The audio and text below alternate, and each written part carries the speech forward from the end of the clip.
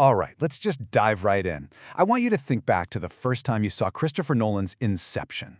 Remember walking out of that theater, you step into the light, you blink, and for just a second, you weren't totally sure if you were still dreaming. Yeah, we've all been there. That feeling is exactly what we're talking about today. And of course, it all comes down to that one single agonizing question, doesn't it? The top, the wobble, the cut to black. Seriously, for over a decade, that one final shot has launched a million arguments online, in coffee shops, everywhere.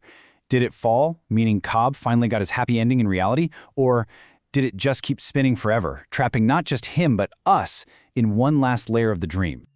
Now, on the surface, the movie seems pretty straightforward, right? It's packaged as this super slick, high-tech heist film. You've got the cool team of specialists, you've got the impossible mission, insane action sequences. It's a blockbuster. Case closed. Or is it? Because the second you start to pull at any of the threads, you realize something else is going on. Nolan didn't just make a movie. No.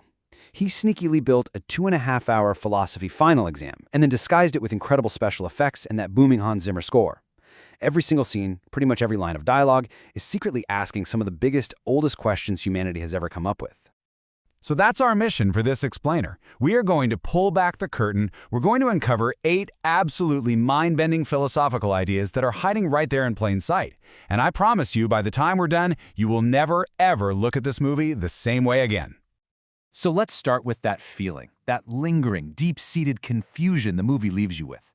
You know that weird fuzzy moment right when you wake up from a dream that felt completely real, and for a split second you're not sure where you are or even who you are? Well, Christopher Nolan captured that feeling, put it on film, and stretched it out for 148 minutes. It's kind of brilliant, and it's kind of torture. And he does this to force some really uncomfortable questions on us. As we go deeper and deeper into the dream with Cobb's team, we stop just watching a movie. We start questioning everything. Is this life I'm living actually mine, or is it just an idea someone else planted in my head? Did I really choose to be here doing this, or was I just incepted?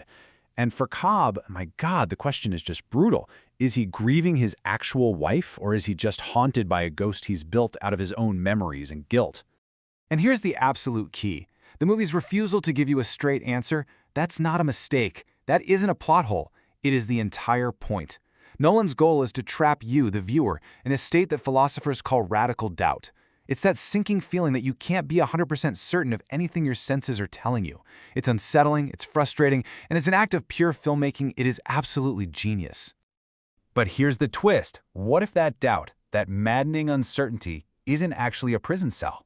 What if it's the key that unlocks the door?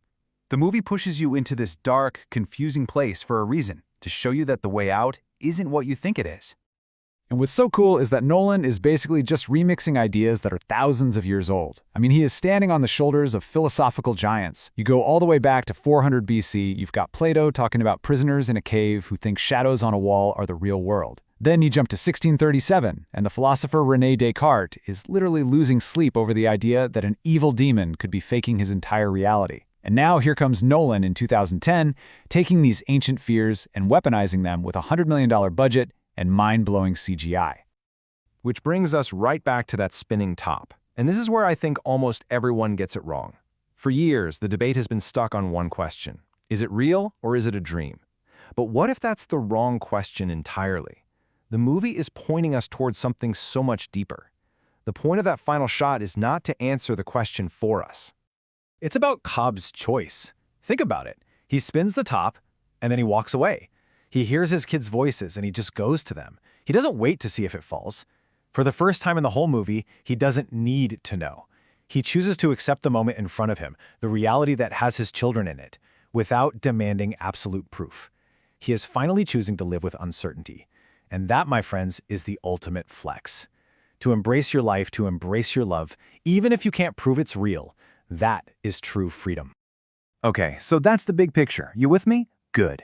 Now let's get into the nitty-gritty. We're gonna hunt for the 8 biggest philosophical Easter eggs Nolan hid in this movie. And trust me, once you see how they all connect, the whole thing just clicks into place.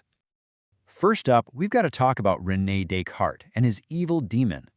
His big problem was, how do you know for sure that you're not being tricked, that everything you see, hear, and feel isn't just a massive illusion? Well, Inception gives us the answer. The totem. Each character has one, an object with a unique weight, balance, or behavior that only they know.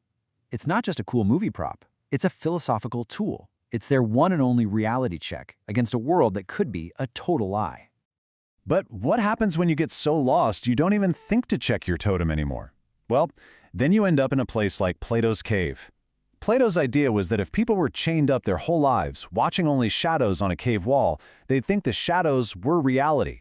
This is a perfect description of limbo. It's that raw, shared, subconscious space where people can get lost for what feels like a lifetime. It's where Cobb and Mal built an entire world, and tragically, she started to believe the shadow was more real than reality itself. And that brings us to Mal herself. The philosopher John Locke had this theory that our personal identity is basically just the sum of our memories. So who is the Mal that's constantly sabotaging Cobb's missions? She's not the real Mal, she is a projection, a ghost built from Cobb's memories of her, but twisted and warped by his profound guilt and grief. He literally defines himself by his grief for her, which is why she haunts his subconscious. She's a memory he can't escape until he finally faces the truth. Now, let's look at the heist itself. The whole thing hinges on a concept from the existentialist philosopher Jean-Paul Sartre called bad faith. It's a fancy term for lying to yourself to make life easier. For the Inception to actually work on Robert Fischer, the idea, my father wants me to be my own man, it has to feel like it came from him. The team constructs this incredibly elaborate, three-level dream scenario just to get him to lie to himself about where the idea came from so he can accept it as his own authentic thought. It's the ultimate act of self-deception. So while the team is tricking Fischer, Cobb is stuck in his own internal prison. And the best way to understand this is through another philosopher, Søren Kierkegaard. For Kierkegaard, one of the worst kinds of despair is being spiritually trapped by your past, unable to move on. And folks, that is Dom Cobb to a T.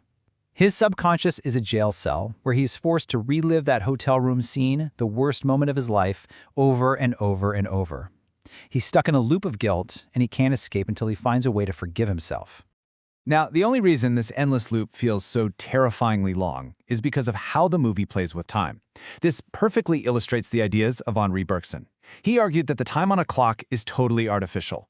Our real internal experience of time is totally subjective and fluid. You know, a 5-minute meeting can feel like an hour, and an amazing weekend can feel like 5 minutes. Well, Inception just takes that idea and runs with it. 5 minutes in the real world becomes an hour in the first dream, which becomes weeks in the second, years in the third, and an entire lifetime down in limbo. So why are these dream worlds so dangerous? Well, the philosopher Michel Foucault gives us a clue with his concept of the panopticon. It was a design for a prison where a single guard could see every inmate, but the inmates never knew if they were being watched, so they always acted like they were. A dream is a panopticon. The dreamer's subconscious is the guard. All those people walking around in the dream, they're projections. They're like subconscious security guards, and the moment they spot an intruder, someone who doesn't belong, they turn hostile. In a dream, you are always, always being watched. And finally, this brings us back to the end, one last time. The ultimate, logical, mic-drop reason why the top's fate has to be a mystery comes from a logician named Kurt Gödel. His incompleteness theorems are super complex, but the basic idea is this. Any system, like math or logic, can't prove itself to be true using only its own rules. You always need something from the outside to verify it. The movie is a closed system. We are inside it.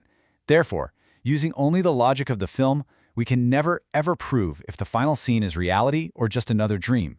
It's logically impossible. It's not a choice by Nolan, it's a fundamental rule. So, yeah, when you put it all together, it's pretty clear this isn't just another action flick. But I know what some people are probably thinking. I can hear the skeptics out there who might say we're overthinking it. So let's just tackle those objections right now. Someone will always say, come on, it's just entertainment. And my answer to that is, okay, then why is Inception literally required viewing in Philosophy 101 classes at colleges all over the world?